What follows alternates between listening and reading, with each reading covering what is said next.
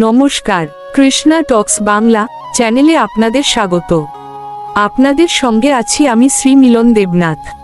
পরমেশ্বর ভগবান শ্রীকৃষ্ণের চরণে ভক্তিপূর্ণ প্রণাম জানিয়ে শুরু করছি আমাদের আজকের আয়োজন।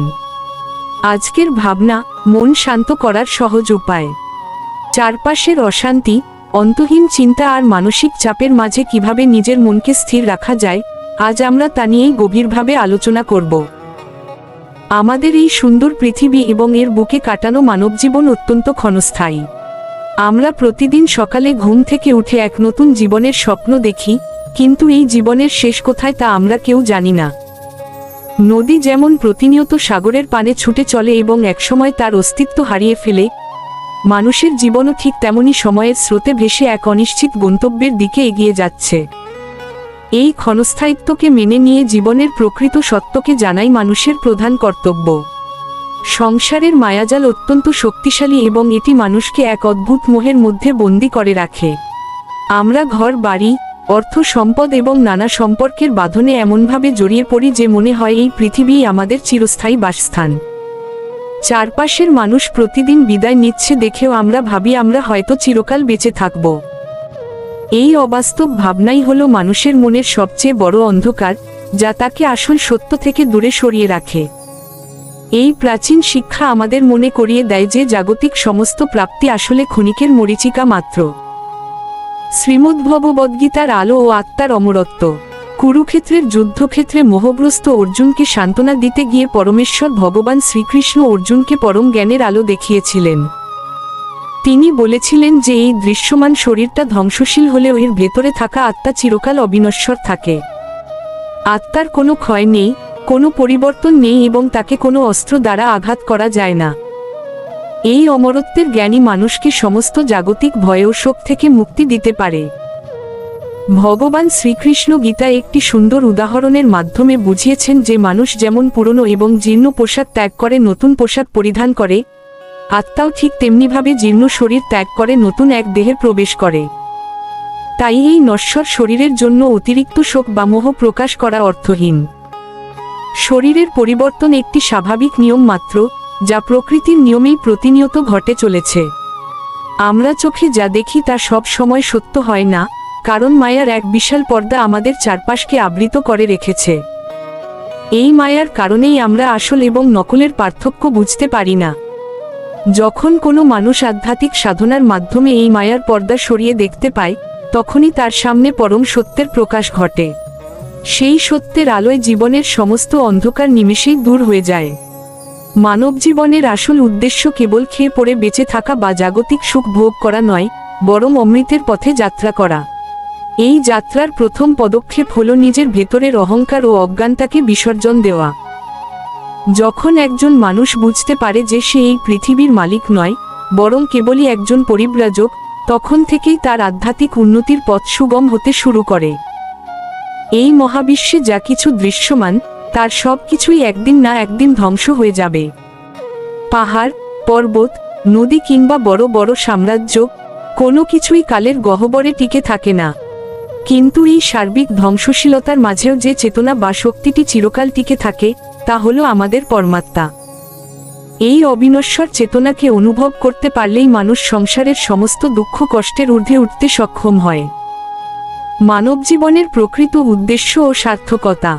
দুর্লভ এই মানবজন্ম লাভ করার পর যদি আমরা কেবল ক্ষণস্থায়ী সুখের পেছনে দৌড়ে সময় নষ্ট করি, তবে জীবনের কোনো সার্থকতা থাকে না। শাস্ত্র অনুসারে এই জীবন হলো একটি সুযোগ, যার মাধ্যমে আমরা পরমেশ্বরের সাথে আমাদের হারিয়ে যাওয়া সম্পর্ক পুনরায় স্থাপন করতে পারি। এই সুযোগকে কাজে লাগিয়ে নিজের আত্মিক উন্নতি সাধন করাই হলো জীবনের একমাত্র প্রকৃত উদ্দেশ্য। সংসারে থেকে মানুষ নানা রকম মানসিক ও শারীরিক যন্ত্রণার মধ্য দিয়ে দিন অতিবাহিত করে। এই সমস্ত দুঃখ ও কষ্টের মূল কারণ হলো আমাদের অতিরিক্ত আসক্তি। যখন আমরা সমস্ত ফলের আশা ত্যাগ করে নিষ্কামভাবে নিজের কর্তব্য পালন করতে শিখি, তখনই মুক্তির পথ উন্মুক্ত হয়। মুক্তি মানে সংসার ত্যাগ করা নয়, বরং আসক্তিহীন হয়ে পরম শান্তিতে বসবাস করা। দিনের আলো যেমন রাতের অন্ধকারকে দূর করে, তেমনি আধ্যাত্মিক চেতনা মানুষের মনের সমস্ত কুসংস্কার ও অজ্ঞানতাকে ধুয়ে মুছে সাফ করে দেয়। এই চেতনার গভীরে প্রবেশ করতে হলে নিয়মিত আত্মানুসন্ধান এবং সৎসঙ্গের প্রয়োজন। নিজের ভেতরের ঈশ্বরত্বকে জাগ্রত করার মাধ্যমেই মানুষ পরম আনন্দের সন্ধান পায়, যা পৃথিবীর কোনো ধন সম্পদ দিতে পারে না। আমাদের যাপিত জীবনকে যদি আমরা কেবল লাভ ক্ষতির খতিয়ান দিয়ে বিচার করি, তবে হতাশা অবশ্যম্ভাবী। কিন্তু যখন আমরা একে একটি আধ্যাত্মিক যাত্রাপথ হিসেবে দেখব, তখন প্রতিটি পরিস্থিতিই আমাদের কাছে একটি শিক্ষা মনে হবে। এই নতুন দৃষ্টিভঙ্গি মানুষকে যে কোনো কঠিন পরিস্থিতিতেও শান্ত ও অবিচলিত থাকার শক্তি প্রদান করে। জ্ঞান অর্জনের অনেক পথ থাকতে পারে, কিন্তু পরম সত্যকে জানার ব্যাকুলতা সম্পূর্ণ আলাদা একটি অনুভূতি। এই ব্যাকুলতা যার মনে জেগে ওঠে, সে আর জাগতিক কোনো তুচ্ছ বিষয়ে আনন্দ পায় না। পিপাসার্ত মানুষ যেমন জলের খোঁজে ছুটে চলে, তেমনি সত্যের সন্ধানী মানুষও পরমেশ্বরের চরণে আশ্রয় খোঁজার জন্য ব্যাকুল হয়ে ওঠে। মানুষের মন অজ্ঞতার কারণে অন্ধকার ঘরে বন্দি থাকার মতো অবস্থায় থাকে, যেখানে সে সত্যের আলো দেখতে পায় না। কিন্তু যখনই শাস্ত্রের বাণী ও সৎ উপদেশ মানুষের কানে পৌঁছায়, তখন সেই অন্ধকারের দেয়াল ভাঙতে শুরু করে। এই আলোর দিকে যাত্রাই মানুষকে পশুত্ব থেকে মনুষ্যত্বে এবং মনুষ্যত্ব থেকে দেবত্বে উন্নীত করে। আমরা আজ যে বিষয়গুলো নিয়ে আলোচনা করছি, তা কেবল প্রাচীন কোনো গল্প বা তত্ত্ব কথা নয়, বরং আজকের আধুনিক জীবনেও এর প্রাসঙ্গিকতা অপরিসীম। মানুষ আজ যত বেশি যান্ত্রিক হচ্ছে, তার মনের শান্তি তত বেশি হারিয়ে যাচ্ছে। এই পরিস্থিতিতে গীতা এবং মহাভারতের এই অমূল্য বাণীগুলোই পারে মানুষের অশান্ত মনে শান্তির শীতল বাতাস এনে দিতে। আমাদের আজকের এই আয়োজনের মূল উদ্দেশ্য হলো আপনাদের সামনে জীবনের সেই গোপন রহস্যগুলোকে তুলে ধরা, যা সাধারণত আমরা দৈনন্দিন ব্যস্ততায় ভুলে থাকি। এই পূর্ণাঙ্গ আলোচনায় আমরা আরও গভীরভাবে বিশ্লেষণ করব কিভাবে একজন সাধারণ মানুষও তার প্রতিদিনের কাজের মাধ্যমে আধ্যাত্মিক উচ্চতায় পৌঁছাতে পারে। মুক্তির আনন্দের রূপরেখা। সংসারের সব বাঁধন থেকে মুক্ত হওয়ার আনন্দ পৃথিবীর অন্য যে কোনো আনন্দের চেয়ে কোটি গুণ শ্রেষ্ঠ। এই আনন্দ কোনো বাহ্যিক বস্তুর ওপর নির্ভর করে না, এটি মানুষের অন্তরের গভীর থেকে উৎপন্ন হয়। যখন মন সমস্ত বাসনা থেকে মুক্ত হয়ে শান্ত হয়, তখনই এই দিব্য আনন্দের অনুভূতি হৃদয়ে জাগ্রত হতে শুরু করে। কেবল শুকনো জ্ঞান দিয়ে যেমন ঈশ্বরকে পাওয়া যায় না, তেমনি সঠিক জ্ঞান ছাড়া অন্ধ ভক্তিও মানুষকে ভুল পথে নিয়ে যেতে পারে। তাই জীবনে জ্ঞান এবং ভক্তি, এই দুটিরই সমান প্রয়োজন রয়েছে। সঠিক জ্ঞানের আলোয় যখন ভক্তির ফুল ফোটে, তখন মানুষের জীবন সুবাসিত হয়ে ওঠে এবং সে পরম ধামের দিকে এগিয়ে যায়। মনকে শান্ত করার আধ্যাত্মিক উপায়।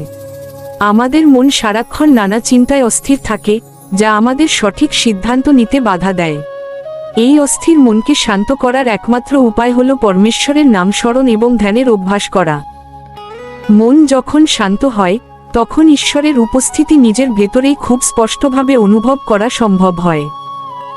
আমরা যখন কোনো কাজের ফলাফলের কথা চিন্তা না করে কেবল কর্তব্য বুদ্ধিতে তা সম্পাদন করি, তখন সেই কর্ম আমাদের বন্ধনের কারণ না হয়ে মুক্তির কারণ হয়ে দাঁড়ায়।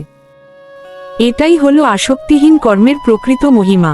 অনিত্য পৃথিবীর নিত্য সত্য। এই পৃথিবী পরিবর্তনশীল এবং এর প্রতিটি নিয়ম প্রতিনিয়ত বদলে যাচ্ছে।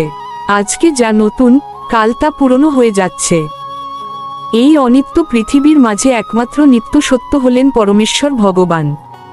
সেই পরম সত্তাকে নিজের জীবনের কেন্দ্রবিন্দু বানাতে পারলে মানুষ কোনোদিন পথভ্রষ্ট বা হতাশ হয় না। ভগবান ও ভক্তের সম্পর্ক কেবল ভয় বা নিয়মের নয়, এটি পরম প্রেমের সম্পর্ক। ঈশ্বর প্রতিটি জীবকে ভালোবাসেন এবং তিনি সব সময় চান মানুষ যেন তার ভুল পথ ছেড়ে আলোর পথে ফিরে আসে। এই ঐশ্বরিক প্রেমের বাণী যারা বুঝতে পারেন, তাদের জীবন ভালোবাসায় ও শান্তিতে পরিপূর্ণ হয়ে ওঠে। প্রতিদিনের নানা ঝুটঝামেলা থেকে কিছুটা সময় বের করে নিজের আত্মার কল্যাণের জন্য এই আলোচনাগুলো শোনা অত্যন্ত প্রয়োজন। আজকের এই বিশেষ পর্বটি আপনার অন্তরের ভেতরের সুপ্ত চেতনাকে জাগিয়ে তুলতে সাহায্য করবে। আপনাদের সুবিধার্থে এবং এই আধ্যাত্মিক ধারা বজায় রাখতে প্রতিদিন রাত ৮টায় আমাদের চ্যানেলে এই ধরনের গভীর ও অনুপ্রেরণামূলক পূর্ণাঙ্গ আলোচনা নিয়ে আসা হয়। প্রতিদিনের এই একটি নির্দিষ্ট সময় আপনার জীবনের মোড় ঘুরিয়ে দিতে পারে এবং আপনাকে মানসিক ও আত্মিক দিক থেকে আরও শক্তিশালী করে তুলতে পারে। আজকের এই অমৃত কথা এবং আলোচনা যদি আপনার হৃদয়ে বিন্দুমাত্র দোলা দিয়ে থাকে, তবে আমাদের এই আধ্যাত্মিক যাত্রার স্থায়ী সঙ্গী হতে ভুলবেন না। জীবনের এই সুন্দর বাণীগুলো সবার মাঝে ছড়িয়ে দিতে এবং কোনো আলোচনা মিস না করতে আমাদের চ্যানেলটি অবশ্যই লাইক করুন, আপনার মূল্যবান মন্তব্য জানান এবং সাবস্ক্রাইব করে আমাদের পাশেই থাকুন। আজকের এই আলোচনা থেকে বিদায় নিচ্ছি আমি, শ্রী মিলন দেবনাথ। হরে কৃষ্ণ।